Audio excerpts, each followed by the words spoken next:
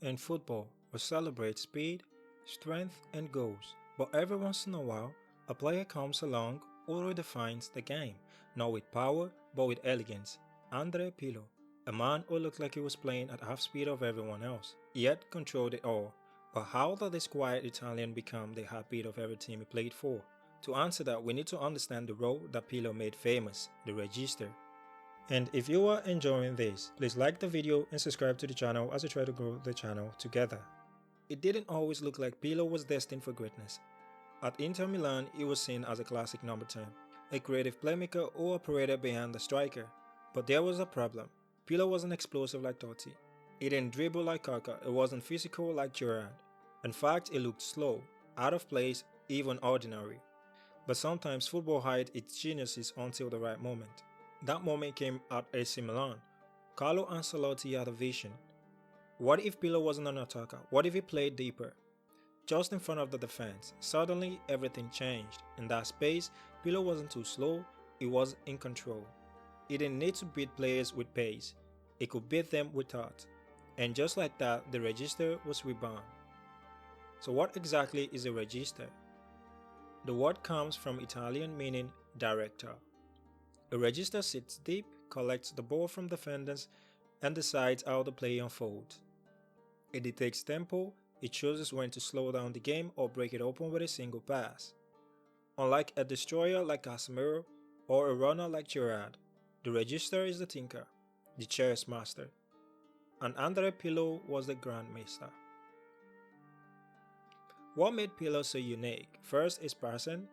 Whether it was a 5-yard touch or a 50-yard diagonal, the ball left his foot like poetry. Secondly is vision. Pirlo saw runs before they happened. Third, composure. You could press him with 3 men and he would still glide away calmly. And finally, intelligence. Pirlo didn't just pass the ball.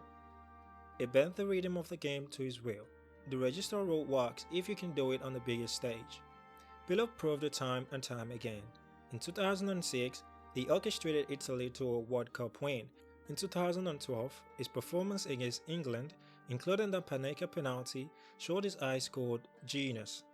And at Juventus, it became the foundation of their dominance, even late in his career. Wherever he went, Pirlo didn't just play the game, he wrote it like a symphony. But here's the twist, the Regista becoming rare. Modern football is faster, more physical, and dominated by pressing systems. Players like Pirlo who are time on the ball now face relentless pressure. Only a few survive, like Xabi Alonso in his day, Jorginho at Napoli and Chelsea, and today Rodri at Manchester City.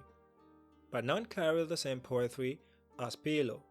Andrea Pirlo was never the fastest, never the strongest, yet he bent football to his rhythm. He showed us that the mind can be faster than the legs, and that elegance can win games just as much as power. Pirlo didn't just play the Regista role, it defined it, and maybe it was the last true Regista we will ever see. So I ask you this, what do you think is the greatest Regista in football history? Pirlo, Alonso, or is the role still evolving into something else entirely? Let me know in the comment, and if you enjoyed this dive, don't forget to like, subscribe and hit the bell button for more football analysis.